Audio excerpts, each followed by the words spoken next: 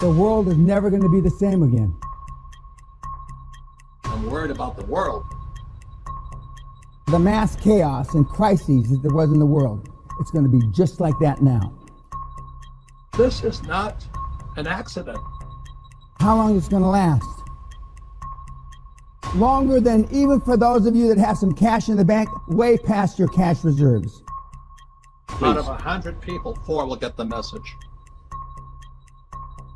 This thing isn't going to be over in a few weeks. This thing isn't going to be over in a few months. The most important thing you can have right now is not job security, but meaningful work.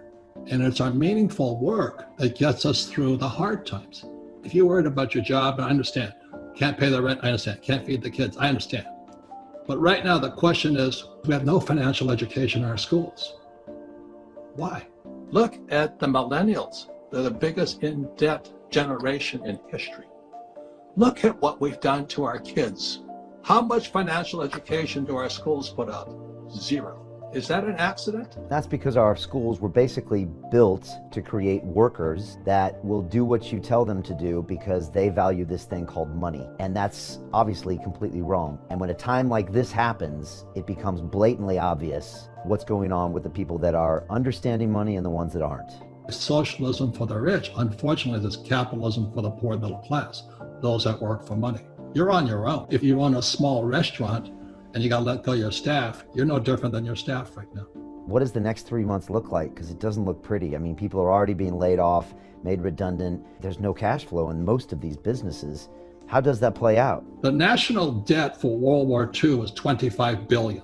Every day they're printing $125 billion. Every single day they're printing so much money to think of a hot air balloon with a tear in it. And they're doing desperately trying to fix this tear, but no matter how hard they try, the tear has gone beyond, it's coming down. In financial terms, it's called our debt GDP has now gone from 60 to 90 to 105, it's going to 120. We're bankrupt. And they're going to print more and more money, which means savers are losers, just as I predicted. Your money is going to be worthless in a few years. My message is the same as some of your other guests. This is metamorphosis time. Financial education is really financial transformation. For those of you that can take the heat, 1, 2, 3 years from now, you're going to be super rich. If you're serious about making sacrifice, personal sacrifice, that will translate into massive amounts of money. After World War I and after World War II, people became wealthy because they took advantage of the situation. Definition of metamorphosis is very important. The evolution or the transformation from an immature form to an adult form. Metamorphosis is the same as a caterpillar turning into a butterfly. And Fuller always said there's nothing to predict a butterfly inside a caterpillar. Everybody listening right now, if you're struggling financially, just think of yourself as a little caterpillar. And this crisis is your cocoon. The question is, what do you emerge as? Do you emerge as a victim? You know, the world did it to me, and the capitalists are crook, and the rich are bastards, and all this stuff? Or do you say, oh, this is the best thing that ever happened to me? You're either going to get healthier and wealthier, or you're going to go bust. Your choice. It sits between your ears, your heart, your body, your mind, your spirit, your attitude. Most people are scared. Most people are feeling pain. They're watching their money go out the window. Some are going to be able to realize and say, wow, this is the greatest moment of my life where I'm going to be forced to transform, and I can completely look at money in a different way, wealth in a different way, my purpose. Or they can batten down the hatches and get the last piece of toilet paper and hold on and keep doing the same behavior. The prison is inside our brains. The financial crisis, as you know, actually started back in 1903 when those guys took over the education system. And so the reason we have so many people in trouble is you go to school, and what did they teach you about money? Nothing. Most people are going to survive through this, but let's be honest, it also could have been worse. So the question is, are you going to start making choices today about your health, about your obesity, about your smoking, about your habits? Are you going to start making choices today about your financial education? And are you going to take ownership for where you're at right now? Unfortunately, everything you hear coming out of the media is preaching it's not your fault, and the government's going to take care of you, and that's just going to set you up to be a slave, and then the next crisis is going to hit, and the next crisis is going to hit. Fear can paralyze you, but fear can also inspire you. You know, fear stands for false evidence appearing real. When I feel fear, I want to attack. Other people want to run. What is going on in the world right now has never happened in the history of the world.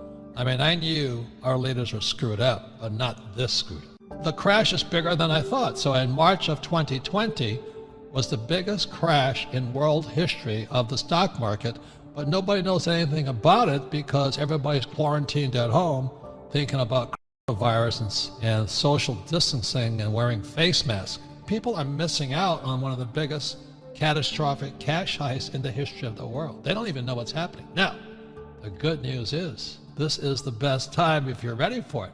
I'm going to make a fortune. So I want you guys who are sitting at home, you know, licking your wounds and wondering when you're going to go back to work and so you can get your lattes and cappuccinos and pizzas. Just know you might be missing one of the biggest opportunities in the history of the world because our governments have really screwed up. Something's fishy about this corona crisis. There's something very fit. Why did they have to shut down the whole damn world? And I think it's because they're covering up something very, very big. Now, if you're feeling bad, this is your program. If you're worried about what's going to happen to moi, this is your program. Our show today is the guy with the plan, the man with the plan, Brent Johnson, and I think he has the clearest vision of the future. So I want you to pay attention. I don't care where you live in the world, because I think Brent has as clear a vision of the future as possible. He's going to tell you what he sees coming so you can prepare for it. So if you can understand that, that's why this show is so important, because it's really about the future. It's very important. I want to hear what he has to say right now. Any comments, Kim? No, I just want to hear what Brent has to say, because as we said, you know, we're here about preparing, not predicting. Unfortunately, a lot of people have found out the hard way through shock that they were not prepared when the coronavirus hit, and who could have predicted that?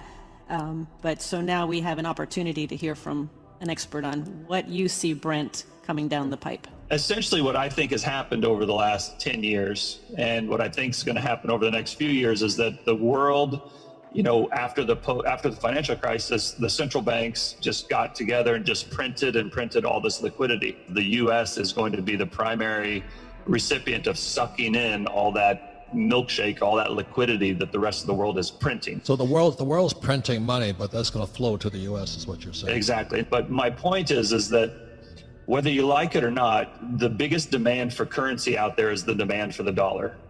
And despite the fact that they're printing a lot of it, the demand for it dwarfs the supply. So your thing is the dollar's going to get stronger. It's going to lift the US economy and all our tangible assets here. But what is the demise? When's it break? I think the monetary system is just not designed for the dollar to get stronger. And as it does so, it's going to just wreck the global economy. I mean, I think the rest of the world is going to just go through really, really, really, difficult time. Right. And ultimately, that's not good for the U.S. either. So as the dollar continues to get stronger, despite the Fed's efforts to, bring it lower, I think eventually the world will have to come together in another Bretton Woods type conference or another Plaza Accord type conference. And I think they'll have to either write debts down or introduce a new currency or reset the system in some form or another. So with the coronavirus, because we don't know what is coming with that, how do you see, in your world, what impact does that have in the future? They're going to print all these dollars and all this currency. And so when the COVID does leave and money is start to flow again, now you've got a lot more money out there and now it's flowing. So that's a recipe for inflation. But first you get the deflation, you print all the money, and then when the money starts to move, you get high levels of inflation because there's so much liquidity now. So I think we have deflation, for the next year, 18 months, and then we have inflation after that as capital starts to circulate again. I think the euro is probably going to go away, or it's not going to continue to exist in its current form. I think on a price basis, it goes to at least 80. It's at 108 now, so it probably goes down 25 or 30% from here. I think the yen's going to go to at least 150, maybe to 2. The dollar's going to go back to its all-time high, and I think the rest of the world's currencies, even the big ones, are going to get cut in half. So if you're living in Japan, that means life will get more expensive. Absolutely. Yeah, same as euro. Absolutely. Fiat currencies trade relative to each other. So even if you look at 10 fiat currencies and you realize they're all fiat, they're all horrible, one of them is going to outperform the other 9. And that's what I say with the dollar. Now, gold might outperform the dollar, but the dollar is going to outperform all the other 9. And you can make a lot of money playing the dollar versus all the other fiat. So if you don't want to put all of I understand owning gold. Everybody should own gold. But if you don't want to put 100% of your money in gold, then put whatever you don't have in gold into the dollar or dollar assets, because the dollar is going to just crush, I think, all the other fiat currencies.